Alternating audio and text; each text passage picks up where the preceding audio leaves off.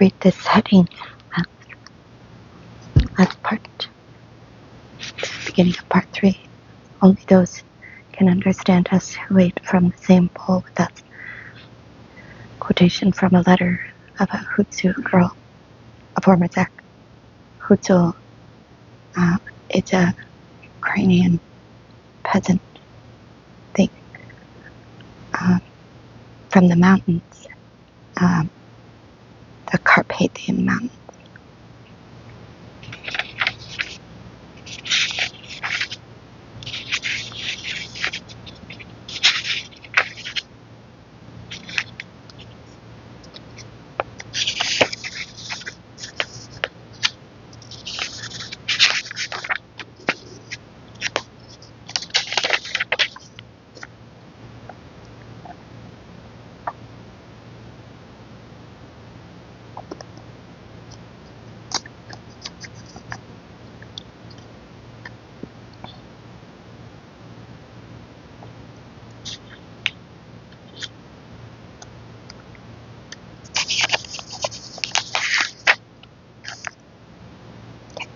So, page 16. Continue. Part 2. But the forced labor camps were nonetheless not the first camps in the RFSR.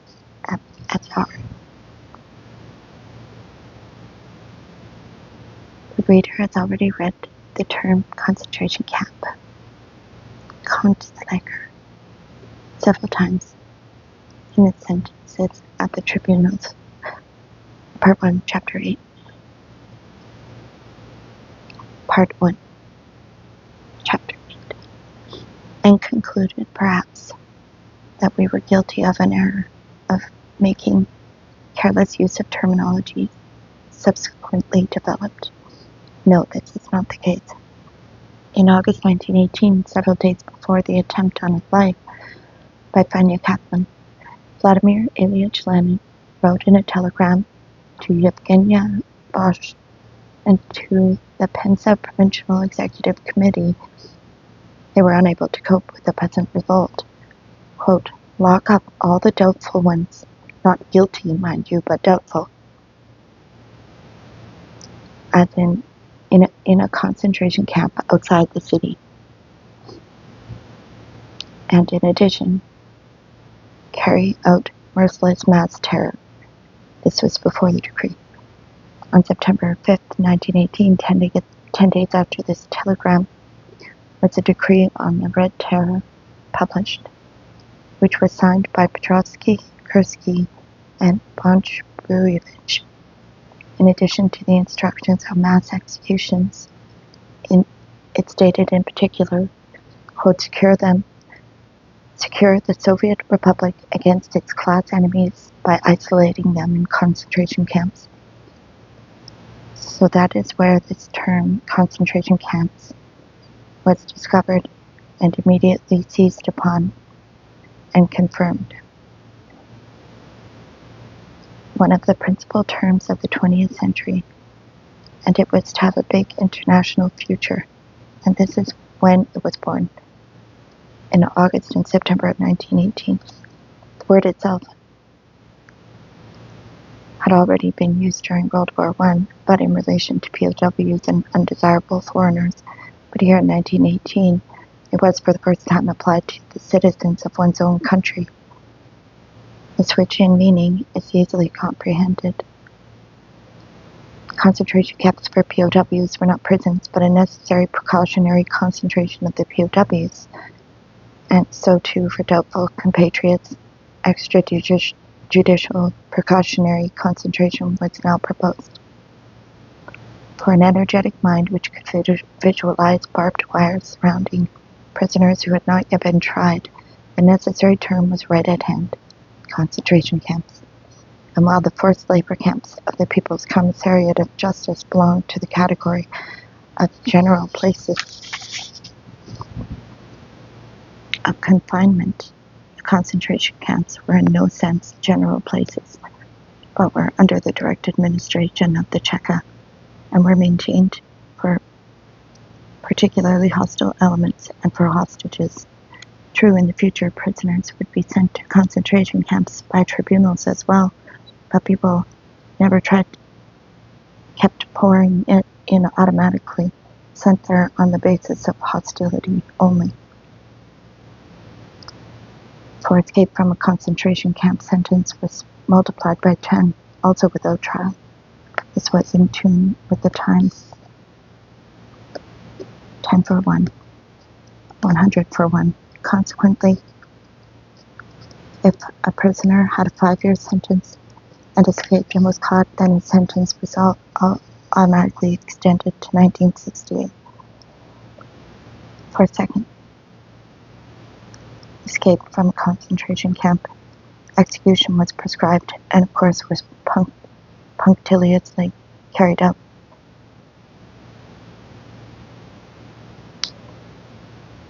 In the Ukraine, concentration camps were created somewhat later in 1920, but the creative thinking of our young Soviet justice did not content itself with this.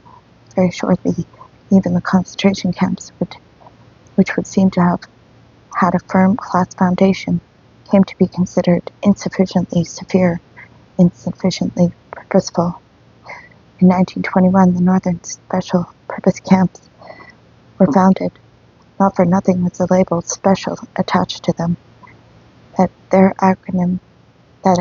they had as their acronym SWAN for such camps, arose in Petrominsk and called Malgary, just outside Archangel. So, however, these places were evidently considered difficult to guard and unsuitable for large concentrations of prisoners, and the gaze of the higher-ups naturally fell on the nearby Solovetsky Islands, Solovki, with their already built-up establishments and their stone buildings, located 12 to 25 miles from the mainland, sufficiently close for the jailers and sufficiently distant to discourage escapees. With no communication with the mainland for half a year, a harder nut to crack than Sakhalin. And once Solovki had been selected and established, recollections of the forced labor camps, the concentration camps, and the special purpose camps vanished from the popular mind, because Solovki was not kept secret in the 20s, and in actual fact, cars buzzed with Solovki. They openly used Solovki to scare people with it. They were publicly proud of Solovki. They had the breath to be proud of it. Solovki was even a symbol. There were as many jokers about it in vaudeville acts as you can imagine. After all, the classes had already disappeared, whither, and Solovki itself was soon to come to an end. Subscriptions to the internal camp magazine, Solovetsky Islands, were boldly sold throughout the Soviet Union, but the camp rootlets went deeper, and it is simply that we have lost count of their places and traces. There is no one now to tell us about most of the first concentration camps, and only from the last testimony of those few surviving first concentration camp inmates can we glean and preserve a little bit. At that time, the authorities used to love to set up their concentration camps in former monasteries. They were enclosed by strong walls, had good solid buildings, and they were empty. After all, monks are not a human being. They could be tossed out at will. Thus, in Moscow, there were concentration camps in Andronikov, Novospassky, Ivanovsky monasteries, in the Petrograd Krasnaya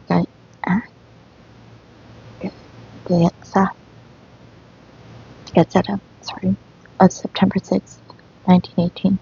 We can read that this first concentration camp, quote, will be set up in Nizhny Novgorod in an empty nunnery, and initially it is planned to send 5,000 persons to the concentration camp in Nizhny Novgorod, unquote. Talis, A.S. In Ryazan, the concentration camp was also set up in a former nunnery, Kazansky, and Here is what they say about it.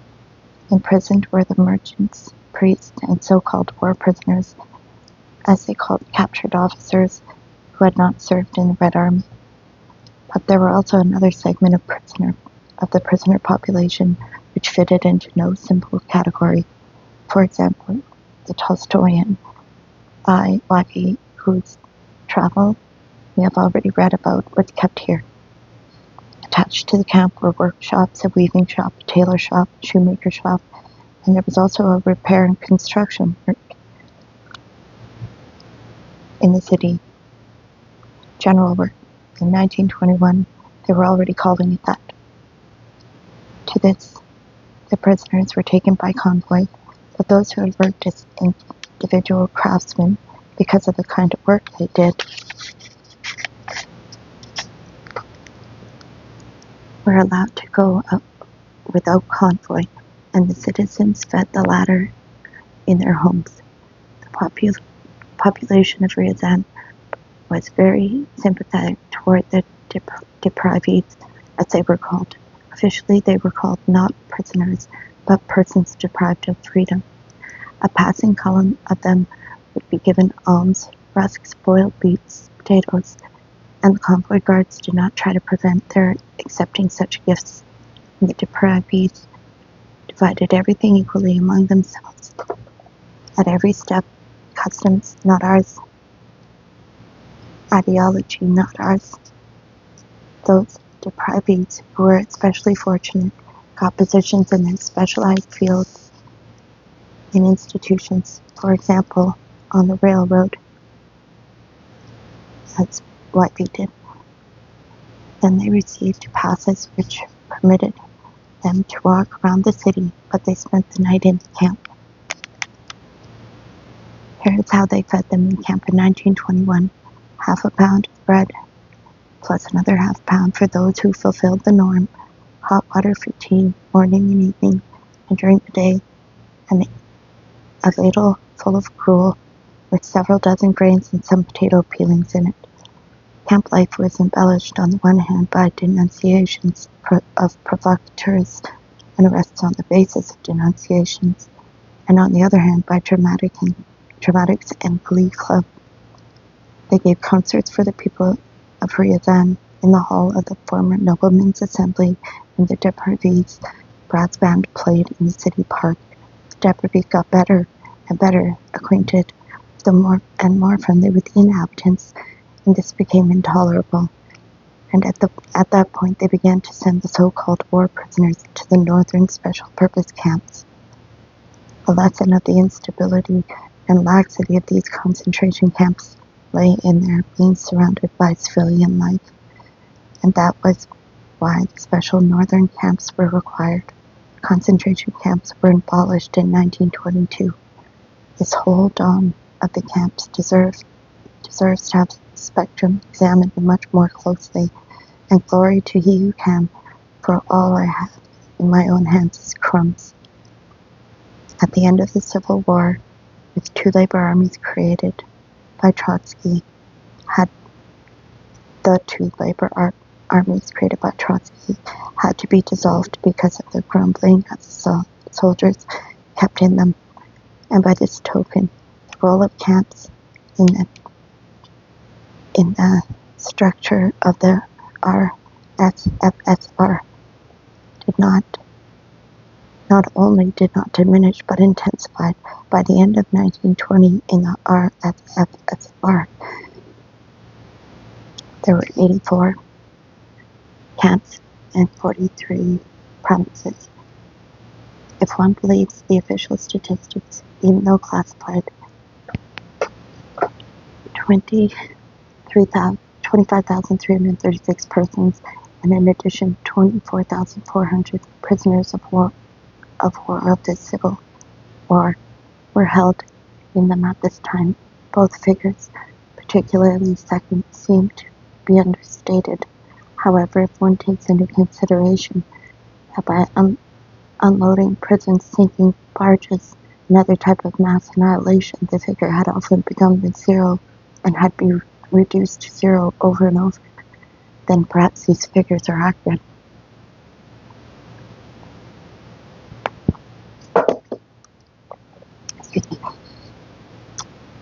According to the same source, October 1923, at the beginning of the cloudless years of the new economic plan, quite a long time before the personality cult, there were being held in 355 camps, 68,297 persons deprived of freedom, in 207 reformatories, 48,163, and 105 homes for confinement and prisons, 16,765 in 35 agricultural colonies, and 2,328 and another 1,041 minors and sick persons, minors, children, and sick persons.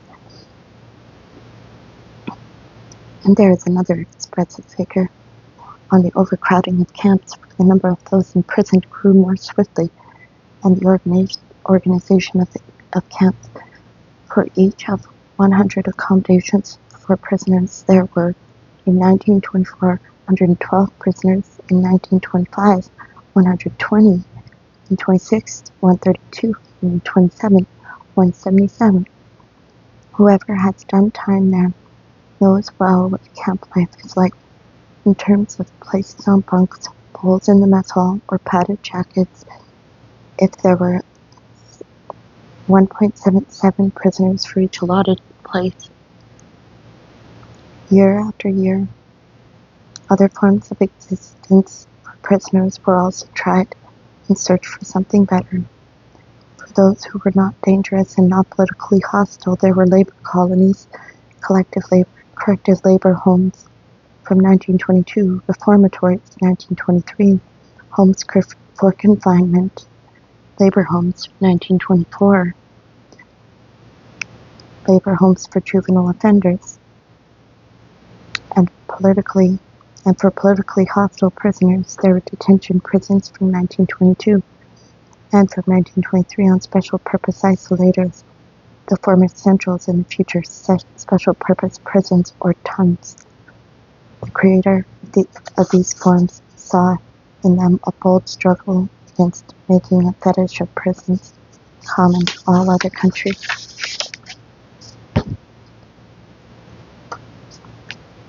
All other countries of the world, including the former Russia, where nobody could think of anything at all except prisons and more prisons. The Tsar's government, which had transformed the entire country into one enormous prison, had developed its prison system within some kind of particularly refined sadism. On the threshold of the Reconstruction period, meaning from 1927, the role of camps was growing.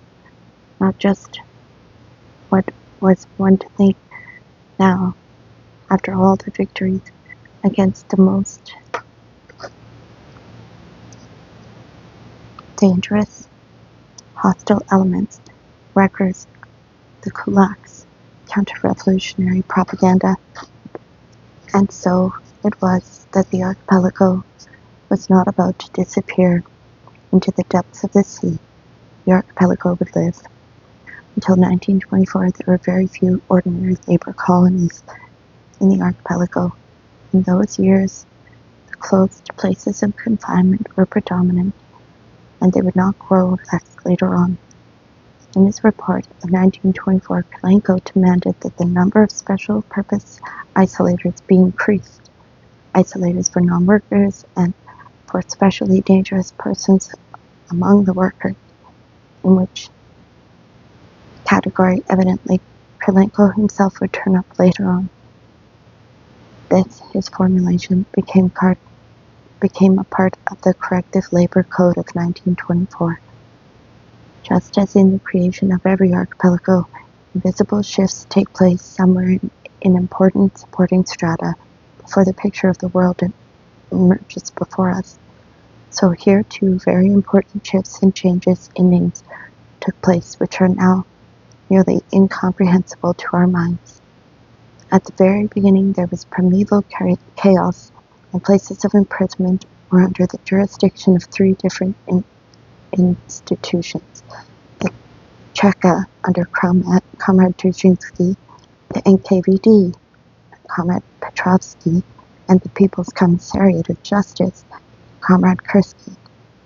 In the NKVD, at first it was the GULag, the Chief Administration for Places of Imprisonment, immediately after October 1917, and the GUPR, the Chief Administration for Forced Labor, and then once again GUMC. In the People's Commissariat of Justice, there was the Prison Administration, December 1917, then the Central Penal Department, May 1918, with a network of provincial penal departments, and even Congress of them, September 1920. And this was then made to sound better as the Corrective-Labor Department, 1921. It goes without saying that such dispersal was to the advantage of the punitive corrective business, and Dzerzhinsky sought the unification of administrations. As it happened, at this point, a little noticed merging of the Cheka into the NKVD took place after March 16, 1919.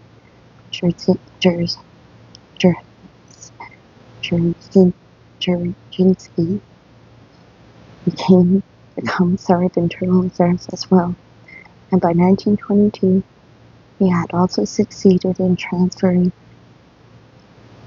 all places of imprisonment from the People's Commissariat of Justice to himself in the NKVD, June 25, 1922, and thus GUMC of the NKVD kept ever expanding.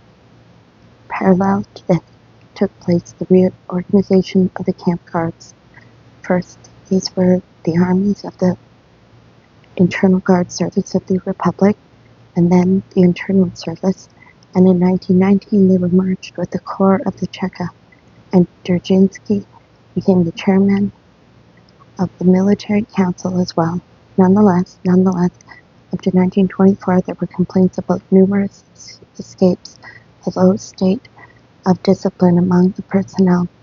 Probably there were drunkenness and carelessness. Not only interest lay in getting their wages, and it was only in June 1924 that by decree of the BTIK and the Council of People's Commissars, military discipline was introduced into the Corps of Convoy Guards, and recruitment of them through the People's Commissariat for the Army and Navy was inaugurated. And furthermore, parallel to this, a Central Bureau of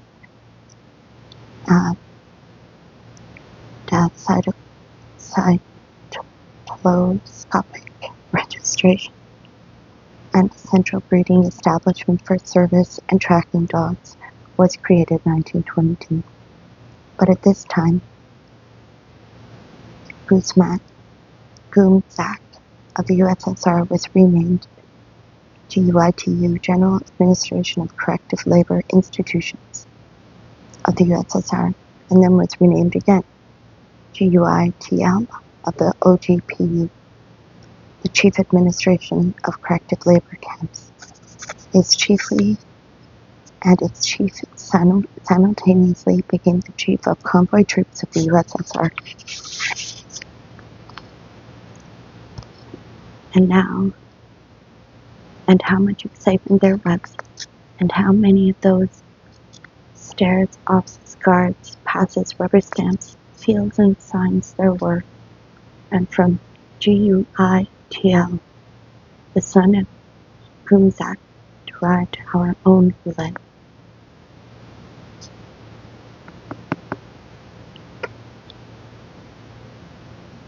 Thank you for listening. Good night.